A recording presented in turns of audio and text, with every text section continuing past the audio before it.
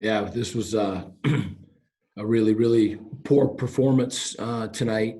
Um, Not to take anything away from Toledo, they played really well. I think our defense gave us a chance for sure. Early on, coming up with some really big stops and some takeaways, and we just couldn't do anything offensively, um, especially in that first half. And then the second half. We just didn't give our defense, some air or some life, and they just kept fighting, but they couldn't hold up.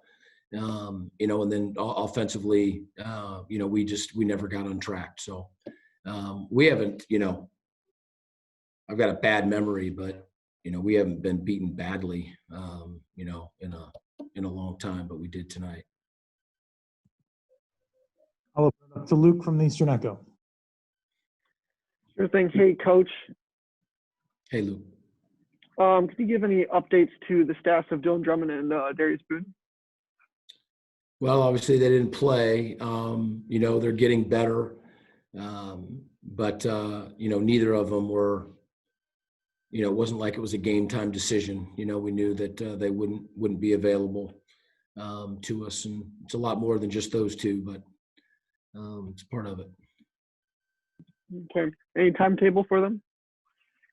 No, I mean, we'll get a trainer report beginning of the week. We get a trainer report every day, but I think Dylan will probably be before Darius. Okay. Now, can you talk about the offense? What went wrong? What went right tonight? I don't think anything really went right. I put the offensive staff does a great job. Ultimately, I'm the one that put the plan together, and it wasn't a very good plan. We weren't able to. We want to get them off balance.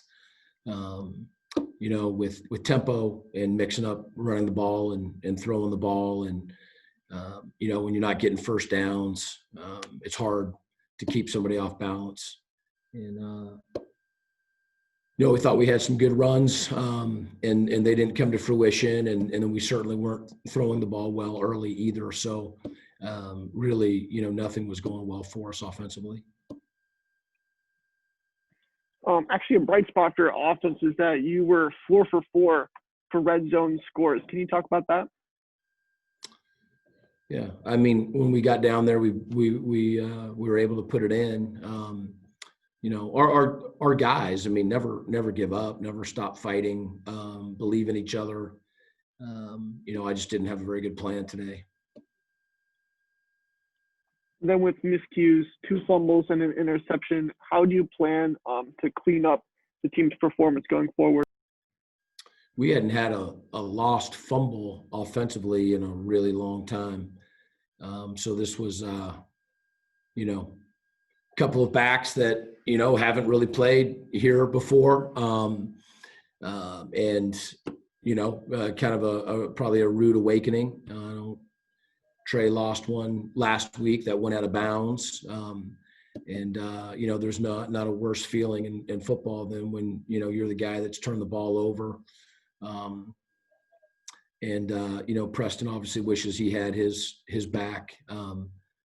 Bryson we had a chance for a first down on that play, but, obviously Preston got pressure and tried to make a play, and it went the other way. And, you can't, that's the reason why we had a chance, that our defense gave us a chance with taking the ball away early. We had one on the punt. But then when we were turning it over, that was just, fuel on the fire. Can you comment real quick, last question, about Noski LaFleur 5 tackle performance? Yeah, I mean, we'll watch the film. I mean, he was in number 0 tonight, for being selfless, hardworking, and tough. He's a great human being and a really good football player. I mentioned him earlier this season, just, as good as Brody Hoying was. And we miss Brody for sure, but we also knew that, we were going to have a senior in Noski that was going to be a really good football player and, a really good leader. And he's all of that.